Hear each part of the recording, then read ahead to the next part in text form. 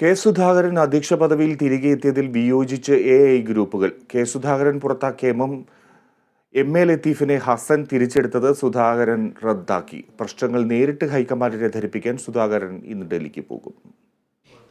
പതിവ് തെറ്റിയില്ല. പൊതുശത്രുവിനെ നേരിടാൻ എഐ ഗ്രൂപ്പുകൾ ഒരുമിച്ച് നീങ്ങുകയാണ്. കെ സുധാകരനെതിരെ എഐ ഗ്രൂപ്പുകളുടെ പടയൊരുക്കം തുടങ്ങിയിട്ട് ദിവസങ്ങൾ പലതു കഴിഞ്ഞു.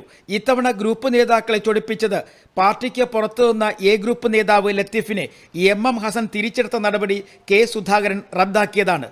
സുധാകരൻ ചില നേതാക്കളോട് വ്യക്തിവൈരാഗ്യം തീർക്കുന്ന പ്രവൃത്തിയാണ് നടത്തുന്നതെന്നും എഐ ഗ്രൂപ്പ് നേതാക്കൾക്ക് പരാതിയുണ്ട്. എ ഗ്രൂപ്പ് നേതാവ് കൂടിയായ എം എ ലത്തീഫിന് അണികളുടെ ഇടയിൽ വലിയ പിന്തുണയുണ്ട്, പ്രത്യേകിച്ചും തിരുവനന്തപുരം നഗരത്തിൽ. പാർട്ടി നടപടി നേരിടുന്ന നേതാക്കൾക്ക് പറയാനുള്ളത് കേൾക്കാൻ പോലും കെ സുധാകരൻ തയ്യാറാകുന്നില്ലെന്നാണ് പ്രധാന പരാതി. എഐ ഗ്രൂപ്പ് നേതാക്കൾ കോൺഗ്രസ് ഹൈക്കമാൻഡിനെ ഈ വിവരം അറിയിച്ചു കഴിഞ്ഞു. കെ സുധാകരൻ അധ്യക്ഷ പദവിയിൽ മടങ്ങി എത്തിയതിലുള്ള അതൃപ്തി മറനീക്കി പുറത്തു വന്നതിൻ്റെ തെളിവാണ് കഴിഞ്ഞ ദിവസം ചേരാനിരുന്ന KPCC യോഗം മാറ്റിയത്. നേതാക്കൾ അസൗകര്യം പറഞ്ഞാണ് യോഗത്തിൽ നിന്നും ഒഴിഞ്ഞുമാറിയത്. പ്രതിപക്ഷ നേതാവും കെ സുധാകരനും ഒരുമിച്ച് നിന്ന് എഐ ഗ്രൂപ്പ് നേതാക്കൾക്കെതിരെ നീങ്ങുന്നുവെന്നാണ് പ്രധാന പരാതി. പാർട്ടിയിൽ തനിക്കെതിരെ പടയൊരുക്കം ശക്തമായതോടെയാണ് ഹൈക്കമാൻഡിന് മുന്നിൽ വിവരങ്ങൾ ധരിപ്പിക്കാൻ കെ സുധാകരൻ തീരുമാനിച്ചത്. മല്ലികാർജ്ജുൻ ഖാർഗെ ഉൾപ്പെടെയുള്ള നേതാക്കളെ കെ സുധാകരൻ കാണും, വിവരങ്ങൾ ധരിപ്പിക്കും. പാർട്ടിയിലെ അസ്വാരസ്യങ്ങൾ പറഞ്ഞു തീർക്കാനാണ് കെ സുധാകരന്റെ നീക്കം.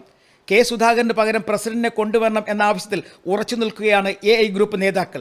ചില മുതിർന്ന നേതാക്കളുടെ പിന്തുണയും ഗ്രൂപ്പുകൾക്കുണ്ട്. Kerala vision news, Thiruvananthapuram.